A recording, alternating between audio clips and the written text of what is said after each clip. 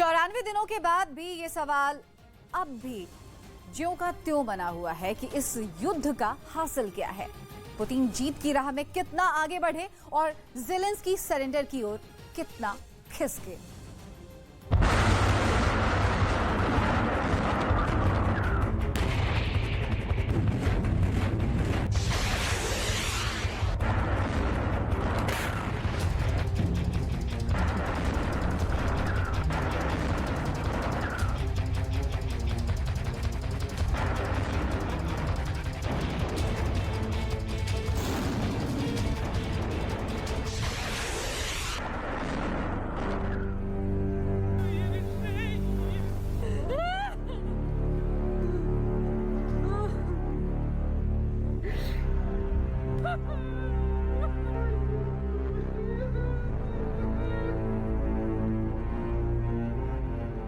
मुझसे जंग के बारे में मत पूछो, बताओ कि वहां कोई बाघ है?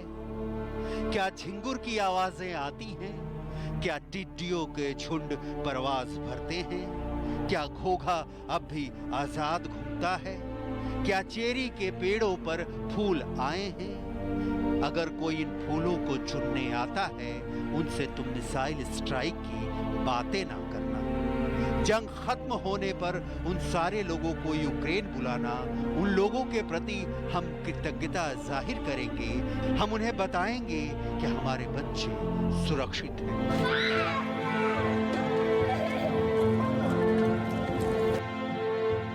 ये यूक्रेन के सिपाही वैश्य बाबा की चिट्ठी है अपनी बेटी के नाम। बेटी ने पूछा था, पापा बताना जंग में क्या हो रहा है। पिता ने बेहद इमोशनल जवाब दिया। यूक्रेनी भाषा की यह कविता सोशल मीडिया पर वायरल है और शायद यही रूस यूक्रेन महायुद्ध की असली तस्वीर है।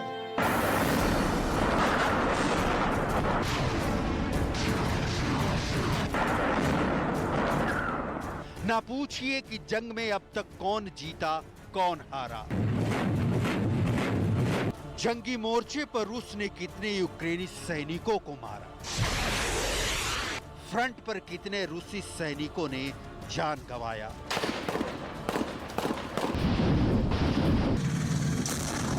रूसी सैनिक अपने इलाकों की रक्षा में जुटी यूक्रेनी सेनाओं पर तोप से खूब गोले बरसा रहे हैं। उन पर रॉकेटों से हमला हो रहा है।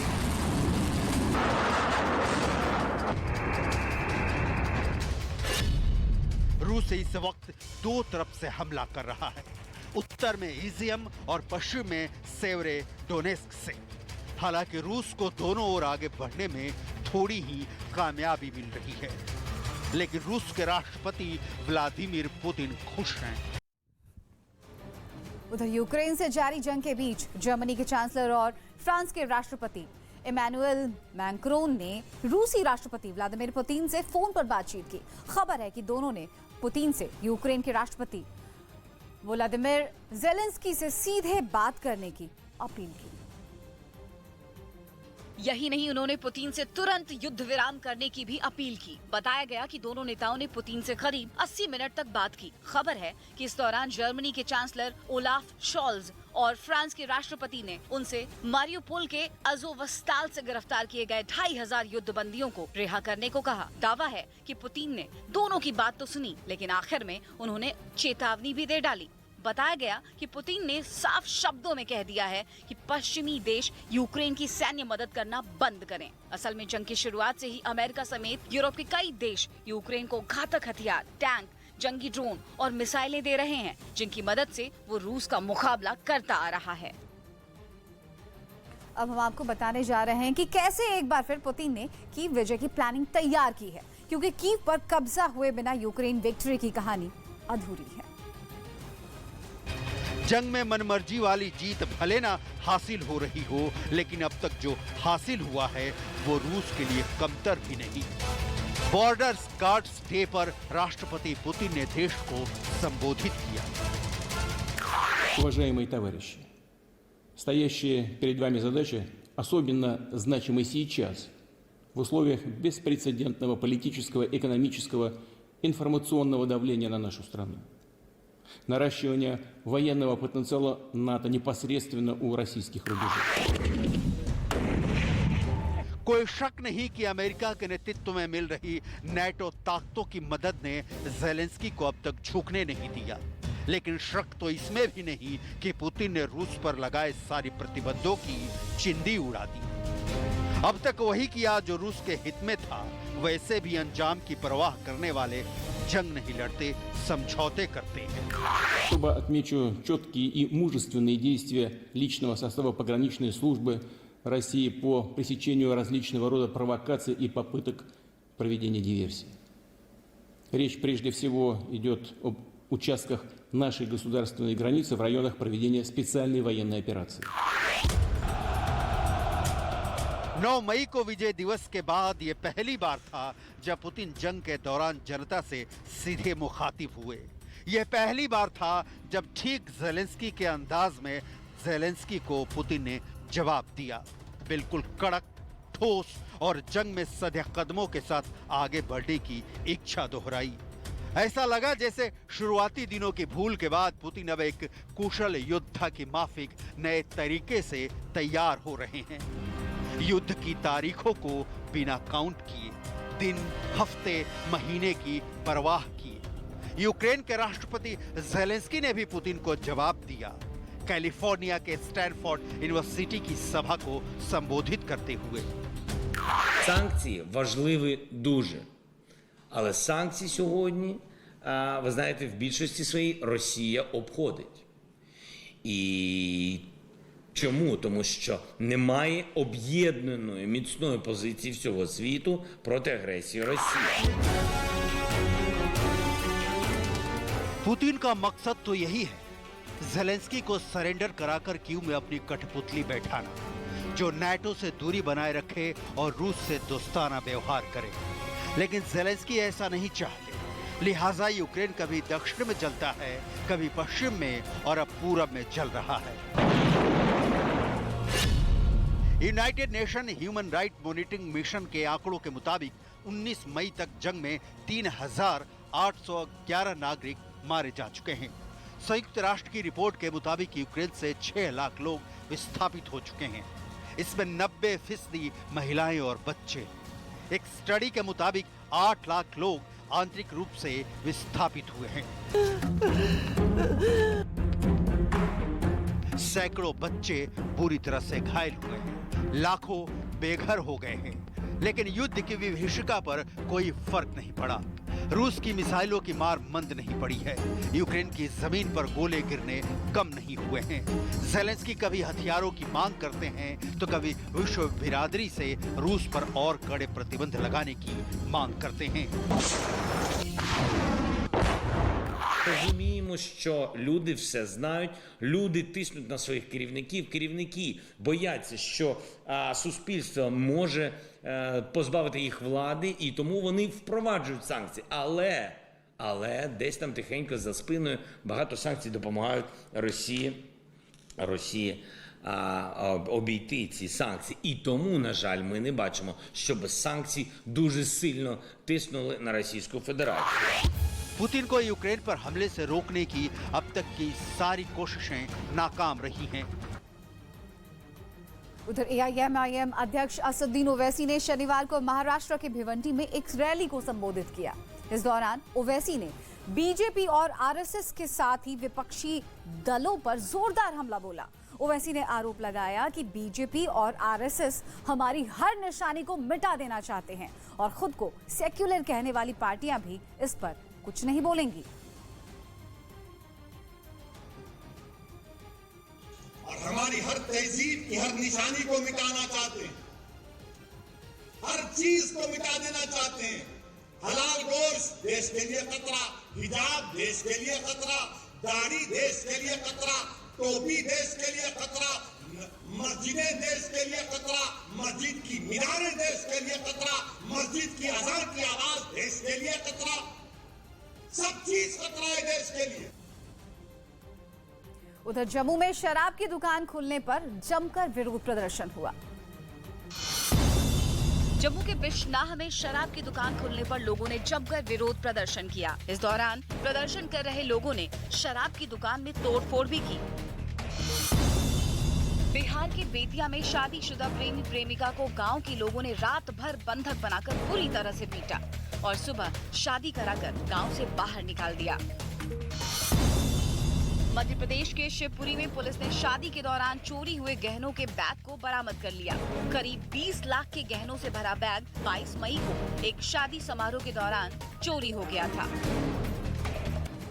अमेरिका समेत यूरोपीय देशों से जेलेंस्की को मदद मिलना जारी है और दोनों देशों में ना कोई रुकने को तैयार है और ना कोई झुकने को। ऐसे में रूस यूक्रेन जंग भीषण होती जा रही है और यही सूरत रही तो पुतिन की जीत की किसी तारीख की घोषणा कर पाना मुश्किल है।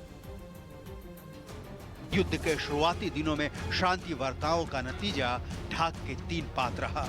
दोनों देशों के अधिकारियों के बीच कई राउंड की बैठकें भी हुई, लेकिन अब तो जेलेंस्की खुलेआम कह रहे हैं कि वो जब से राष्ट्रपति पद पर आसीन हुए हैं, रूस ने कभी उनके शांति पहल को कबूल नहीं किया। Одного разу не почув відповідь і на нашу пропозицію щодо лідера Російської Федерації щодо того, щоб сісти за стіл перемовин і закінчити цю війну. Жодного разу за 3 роки.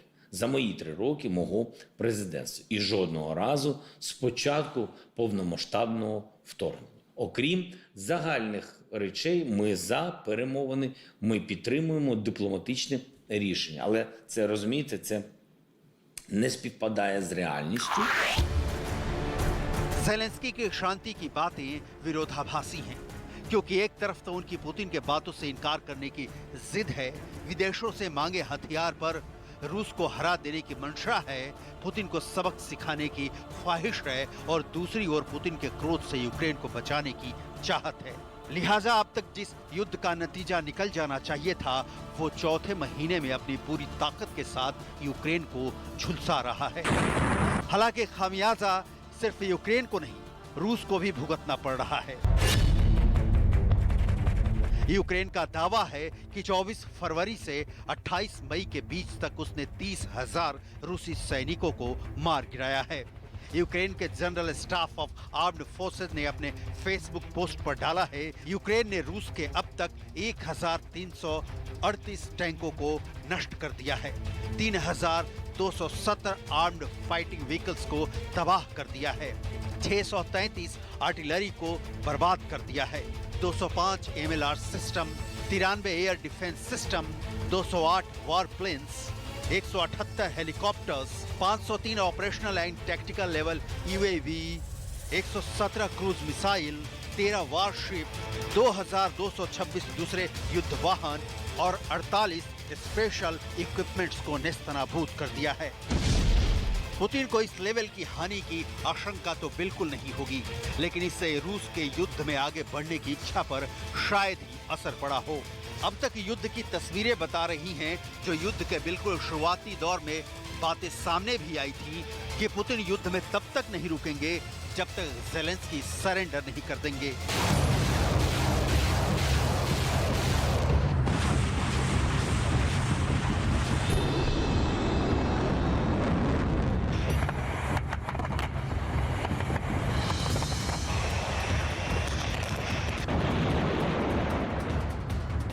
और रूस धीरे धीरे ही सही इस दिशा में आगे बढ़ रहा है। रूस का युद्ध में नुकसान का डेटा आपने देख लिया। अब आपको बताते हैं कि रूस यूक्रेन के कितने हिस्से पर कब्जे का दावा कर रहा है। तो रूस का दावा है कि उसने Crimea, Donetsk, Luhansk, Mariupol, Kharkiv, Donbas, Odesa पर कब्जा कर लिया है।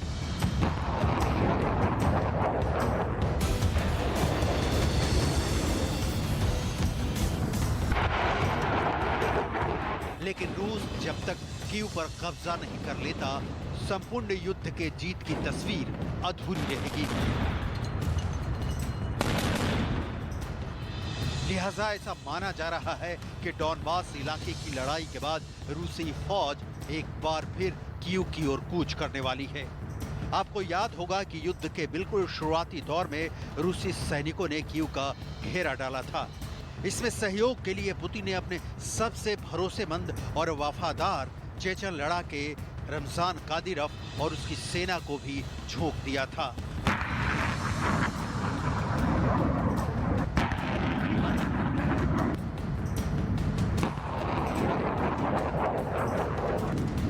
लेकिन हफ्तों तक चले इस घेरे का नतीजा कुछ भी नहीं निकला।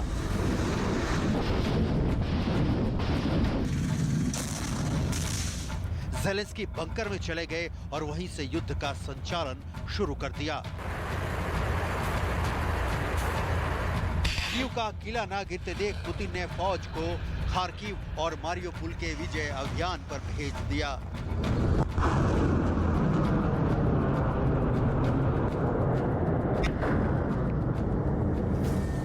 अब ये दोनों क्षेत्र रूस के कब्जे में हैं, तो फिर से कीव को घेरने की प्लानिंग शुरू हो गई है।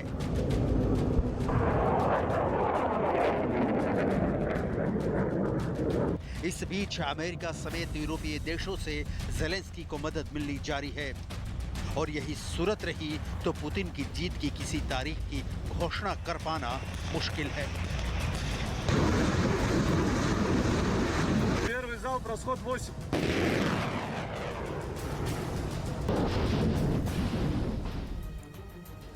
उधर रूसी सेना पर यूक्रेन के मिकोलाइव शहर के लोगों पर जानबूझकर हमले करने का आरोप लगा। दावा किया गया है कि पुतिन की फौज ऐसा इसलिए कर रही है ताकि शहर के लोगों में दहशत पैदा किया जा सके। मिकोलाइव शहर से जो तस्वीरें सामने आई उनमें कई इमारतों पर बमबारी के निशान दिखाई पड़े। ऐसी कई बिल्डिंगें नजर आईं जिनकी खिड़कियों के शीशे टूटे दिखाई पड़े। यही नहीं, कुछ कारों पर भी गोलियों के निशान नजर आए। दावा किया गया है कि रूसी सेना शहर के लोगों को निशाना बनाकर हमले कर रही है। Вот эти осколки, куча осколков у меня прямо кирпич отошел. Меня отвело просто. रूस के हमले कितने जोरदार रहे होंगे इसका अंदाजा गोलीबारी के बाद जमीन में हुए गड्ढों को देखकर आसानी से लगाया जा सकता है। दावा है कि रूस के हमले में रोज लोगों की मौत हो रही है, जबकि कई लोग बुरी तरह जख्मी भी हो रहे हैं। पुतिन के बमों ने यूक्रेन को हजारों घाव दिए हैं, लेकिन रूस की आर्मी के पास 3 ऐसे बम हैं जिनके घाव कभी भर ही नहीं सकते।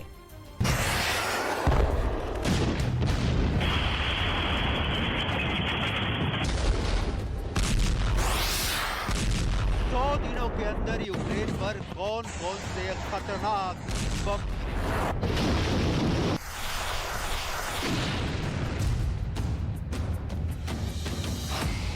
100 दिनों के अंदर यूक्रेन के लोगों को कौन कौन से घातक बमों ने घाव दिए।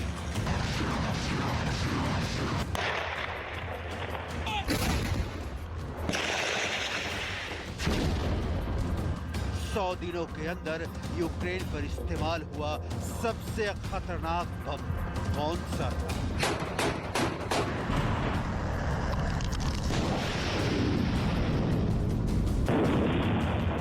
यूक्रेन पर रूस की इस खतरनाक जंग में अब रूस ने ऐसा कौन सा बम इस्तेमाल किया है जिसने पूरी दुनिया में खौफ पैदा कर दिया है? आखिर क्यों यूक्रेन अब बना रहा है महाविनाशक डर्टी बॉम्ब? और इसमें कौन कर रहा है ज़ेलेंस्की की मदद? सबसे पहले बात करेंगे उस थर्मोबैरिक बम की जो हवा को भी जला देता है। दरअसल यूक्रेन ने अब एक बार फिर रूस पर यह आरोप लगाया है कि वो यूक्रेन के अंदर डॉनबास रीजन में बेहद खतरनाक थर्मोबैरिक बम का इस्तेमाल कर रहा है। क्या है ये रूस का थर्मोबैरिक बम जिसका जिक्र करते हुए दुनिया की बड़ी बड़ी शक्तियां काम जाती हैं?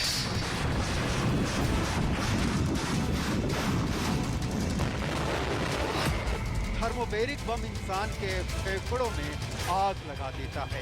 इतना ही नहीं, यह खतरनाक बम इंसान के फेफड़ों में मौजूद ऑक्सीजन तक को जला देता है। फेफड़े जलने से बेहद दर्दनाक मौत होती है।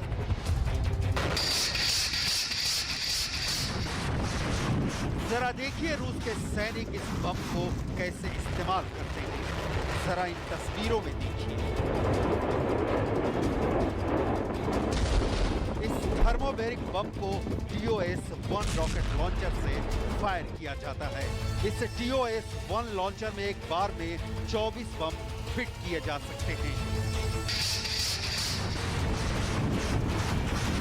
एक और महत्वपूर्ण बात, चाहे रेगिस्तानी रेतीली भूमि हो या फिर बर्फीली जगह हो, इस रॉकेट को जंग की लोकेशन तक पहुंचाने के लिए इसे 2 तरह के वाहनों पर फिट किया जाता है। इसे टैंक जैसे पहियों वाले वाहनों पर भी फिट किया जाता है ताकि इसकी मूवमेंट कहीं भी हो सके। इसके अलावा इसे ट्रक जैसी खुली मजबूत गाड़ियों पर फिट करके उपयोग में लाया जाता है। इस थर्मोबैरिक बम की सबसे खास बात यह है कि फटने के बाद बड़ा शॉक वेव पैदा करते हैं।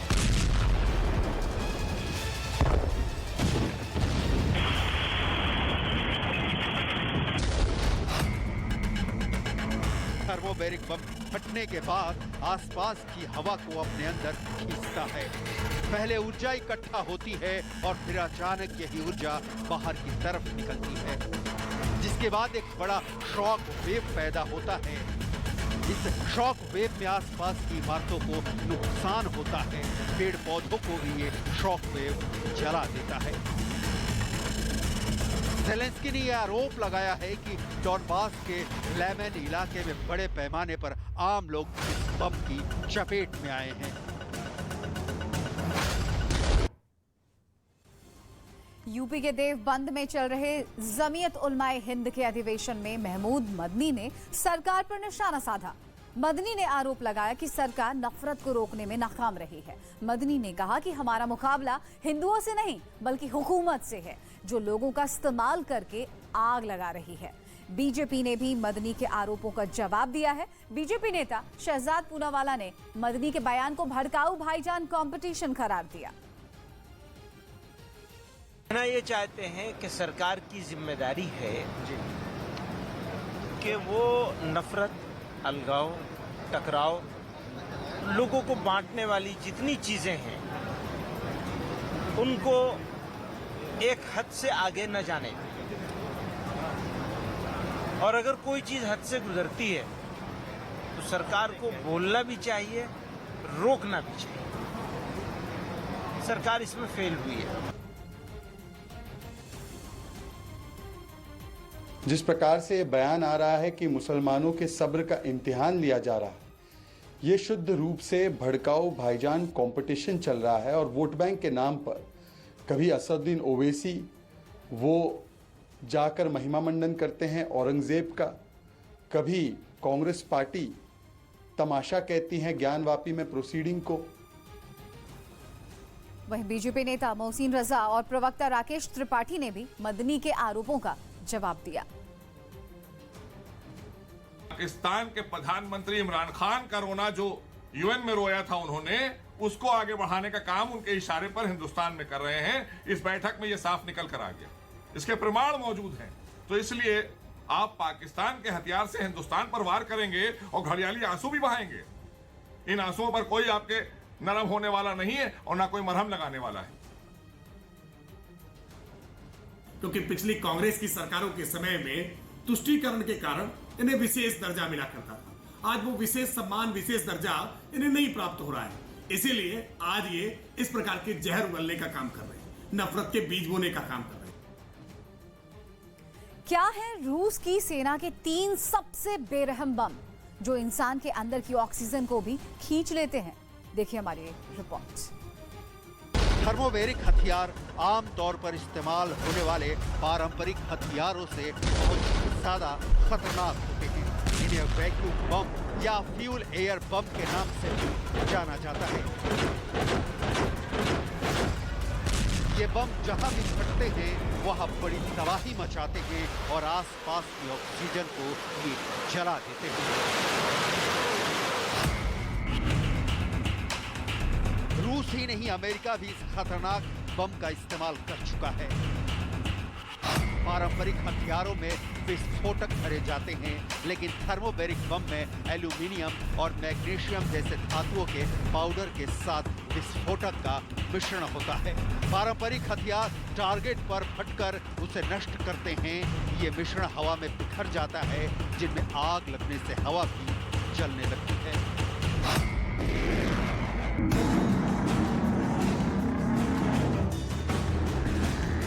जमीन पर गिरने से पहले 100 फीट ऊपर ये बम 2 हिस्सों में बंट जाता है।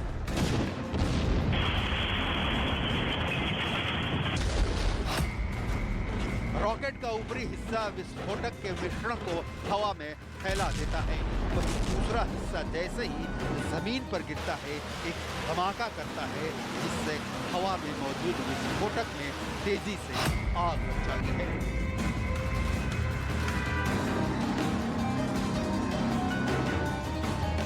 इससे हवा में आग का एक गोला बन जाता है, जिसकी वजह से आसपास की ऑक्सीजन बहुत गर्म हो जाती है और तापमान इतना ज्यादा हो जाता है कि उस इलाके में किसी का बच पाना नामुमकिन हो जाता है।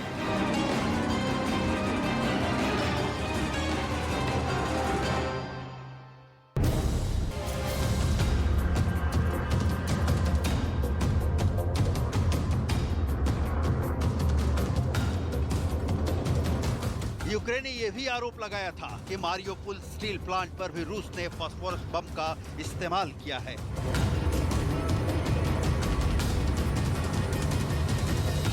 इस खबर ने पूरी दुनिया को चौंका दिया था, क्योंकि फास्फोरस बम प्रतिबंधित है। फास्फोरस बम भी हवा के संपर्क में आने के बाद जलने लगता है और जैसे ही वो अपने टारगेट को हिट करता है, उसमें धमाका हो जाता है।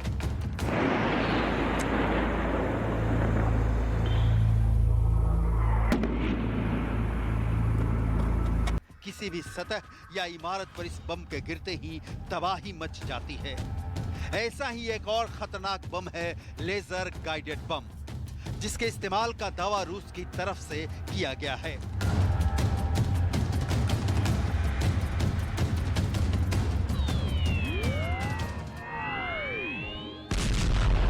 गाजियाबाद में मुठभेड़ के दौरान 2 इनामी बदमाश ढेर कर दिए गए। गाजियाबाद पुलिस ने मुठभेड़ के दौरान 2 इनामी बदमाशों को ढेर कर दिया। चेकिंग के दौरान भागने की कोशिश कर रहे दोनों बदमाशों की पुलिस से मुठभेड़ हो गई। इस मुठभेड़ के दौरान एक सिपाही भी घायल हुआ। यूपी के बुलंदशहर में एक मदरसे की छत पर एक छात्र का शव मिलने से सनसनी फैल गई। हत्या का आरोप मदरसे में पढ़ने वाले 14 साल के एक छात्र पर लगा है। आरोप है कि मासूम की हत्या ईंट से वार करके की गई है। यूपी के प्रयागराज में जमीन विवाद के दौरान गोली लगने से एक की मौत हो गई, जबकि 2 लोग गंभीर रूप से जख्मी हुए हैं। अस्पताल में कराया गया भर्ती। परमाणु बम तो एक बार में हजारों लाखों लोगों का कत्ल कर सकता है, लेकिन परमाणु बम से भी ज्यादा बेरहम मौत देने वाले ऐसे बम रूस के पास हैं जो मौत को बेहद दर्दनाक बना देते हैं। अब तक आपने यूक्रेन में जिन हथियारों का इस्तेमाल होते हुए देखा है, ये सब भीषण आवाज करने वाले हैं।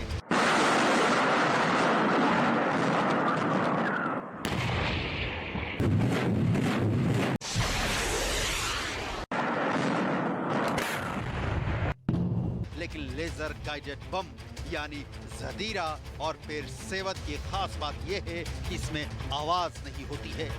ये एक लेजर बीम होती है जो खतरनाक से खतरनाक आसमानी हथियार को नष्ट करने की क्षमता रखता है।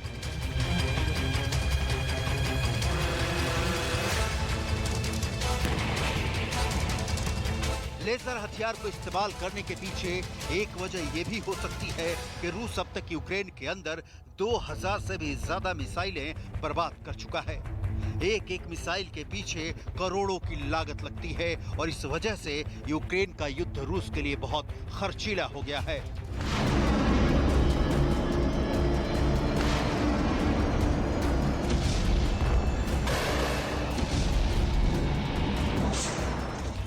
दूसरी तरफ रूस आरोप ये लगा रहा है कि ज़ेलेंस्की यूक्रेन के अंदर डर्टी बम बना रहे हैं। डर्टी बम दूसरे बमों से अलग होता है क्योंकि इसमें रेडियोधर्मी पदार्थ भी होता है। डर्टी बम का विस्फोट होने पर रेडियोधर्मी विकिरण होता है, इसलिए शरीर में जहर फैल जाता है। कपड़ों को भी रेडियोधर्मी पदार्थ प्रभावित करता है, इसलिए इसको डर्टी बम भी कहा जाता है। डर्टी बम बनाने का आरोप तो ज़ेलेंस्की पर रूस लगा रहा है, लेकिन ज़ेलेंस्की पुतिन पर यह आरोप लगा रहे हैं कि पुतिन टैक्टिकल परमाणु बमों का इस्तेमाल कर सकते हैं। ज़ेलेंस्की ने कहा कि रूस की सरकार की तरफ से खुलेआम परमाणु हथियारों की धमकी दी जा रही है। ज़ेलेंस्की ने आगे कहा कि विश्व के तमाम राजनेता रूस द्वारा तथाकथित सामरिक परमाणु हथियारों की धमकियों के खिलाफ काम कर रहे हैं। अगर रूस परमाणु ब्लैकमेलिंग करता है तो दुनिया की दूसरी ताकतों के लिए भी परमाणु हथियार हासिल करना तर्कसंगत है। दूसरी तरफ रूस ने एक वीडियो फुटेज जारी किया है। पहले ये वीडियो फुटेज देखिए, फिर आपको इन तस्वीरों का सच भी दिखाते हैं।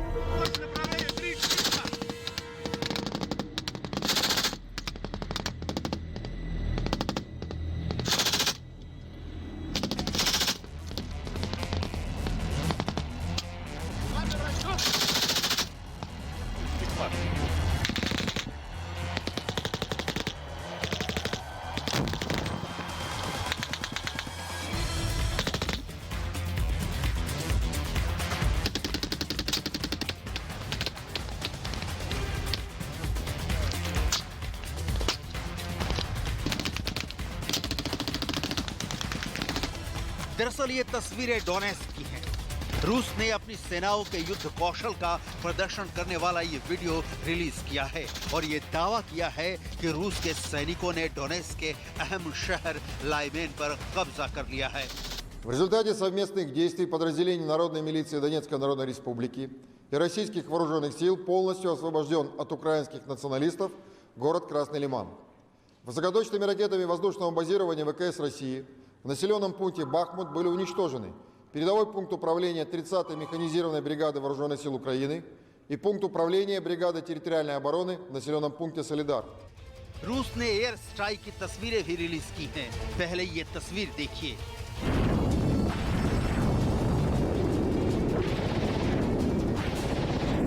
इन तस्वीरों में साफ नजर आ रहा है कि अपने बम वर्षक से भी रूस ने यूक्रेन के ठिकानों को टारगेट किया है।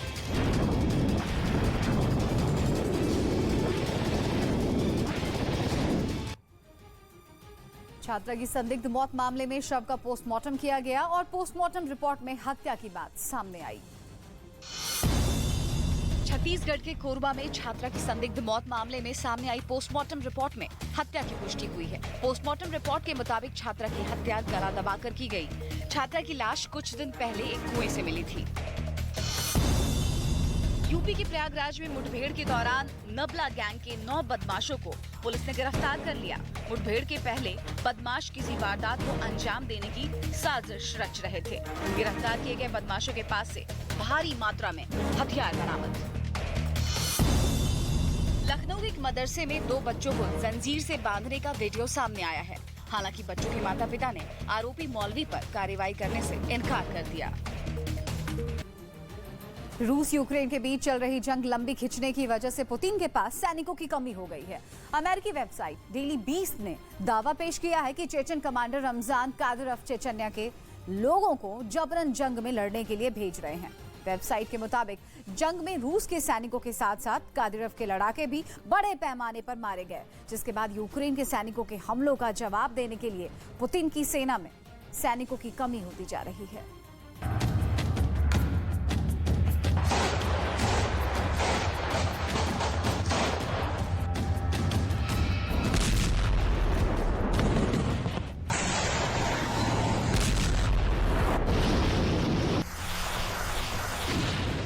काली वर्दी वाले इन चेचन लड़ाकों से पूरा यूरोप खौफ खाता है, क्योंकि चेचन लड़ाके सिर्फ एक सेना नहीं बल्कि बेरहमी का वो दूसरा नाम है जो युद्ध के मैदान में बर्बरता की कोई सीमा नहीं छोड़ते।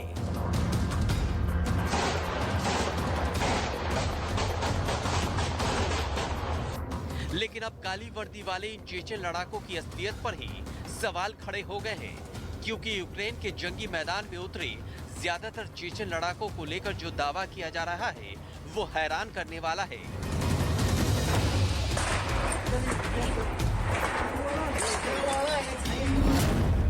चेचन की वर्दी में जंग कौन लड़ रहा है?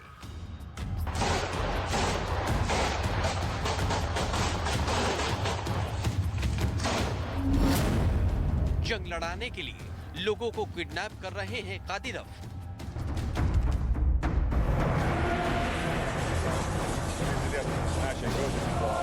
Мудрый, сильный, волевой политик, но зачем нам мир без России? Зачем нам? लड़ाकों की वर्दी में आम नागरिक। ये बातें चौंकाने वाली हैं, क्योंकि यूक्रेन के खिलाफ युद्ध में चेचन अब तक यही दावा करता रहा कि उसके बर्बर लड़ाकों की बदौलत ही रूस की सेना ने मारिउपोल और डोनबास के कई इलाकों पर कब्जा किया। लेकिन अब चेचन के ही इन लड़ाकों को लेकर सवाल उठ गए हैं। अमेरिकी वेबसाइट डेली बिस्ट ने दावा किया है कि चेचन कमांडर रमजान कादिरव चेचन्या के लोगों को जबरन जंग में लड़ने के लिए भेज रहे हैं। वेबसाइट के मुताबिक इसकी बड़ी वजह यह है कि यूक्रेन के साथ रूस की जंग लंबी खिंचती जा रही है और इसकी वजह से पुतिन को बड़े पैमाने पर सैनिकों की जरूरत पड़ रही है।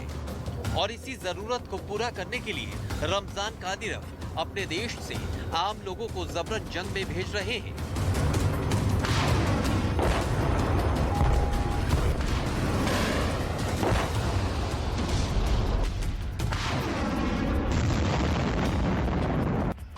पुतिन के लिए चेचन प्रमुख रमजान कादिरव की वफादारी किसी से छिपी नहीं है। कादिरव के लिए कहा जाता है कि वो पुतिन के लिए अपनी वफादारी जताने के लिए कुछ भी कर सकते हैं। वो पुतिन के एक इशारे पर कहीं भी तबाही मचाने के लिए तैयार रहते हैं और अपनी इसी वफादारी की वजह से उन्होंने अपने लड़ाकों को यूक्रेन की जंग में उतारा।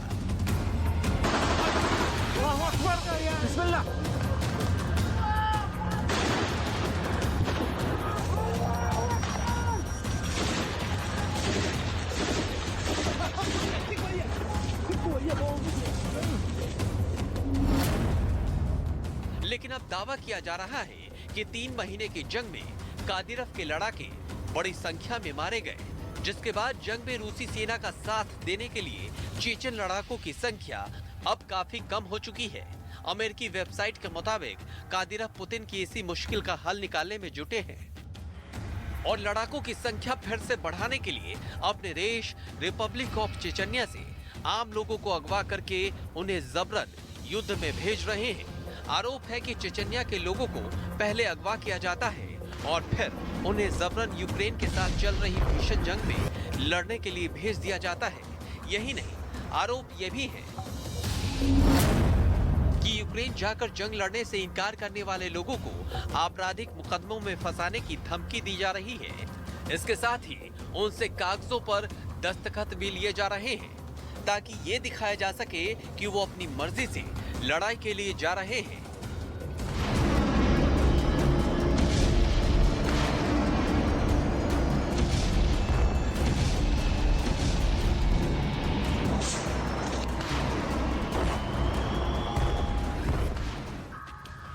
यही नहीं, दावा तो ये भी किया जा रहा है कि कादिरव जंग लड़ने के लिए अपने लोगों को लालच भी दे रहे हैं कि जो जंग में खुद जाएगा उसे 3 लाख रूबल यानी भारतीय रुपयों में करीब 3.5 लाख रुपए दिए जाएंगे। कुछ रोज पहले ही कादिरव ने यह भी आशंका जताई थी कि यूक्रेन के साथ जंग को जीतना आसान नहीं है। यानी कादिरव को भी अंदाजा हो गया है कि जंग अगर लंबी खिंची तो ये उनके लिए भारी पड़ेगा।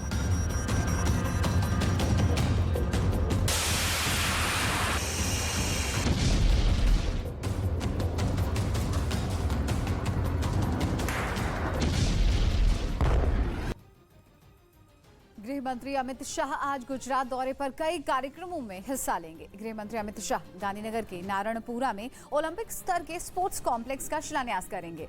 इस स्टेडियम को बनाने में 632 करोड़ रुपए की लागत लगेगी। गृह मंत्री आज पीडीसी बैंक की नई बिल्डिंग के उद्घाटन के साथ ही गुजरात पुलिस के आवासीय और गैर आवासीय परिसरों का भी उद्घाटन करेंगे। तो खेल परिसर का उद्घाटन करेंगे गृह मंत्री अमित शाह, साथ ही साथ कई योजनाओं का भी उद्घाटन होगा। गुजरात दौरे पर हैं देश के गृह मंत्री अमित शाह।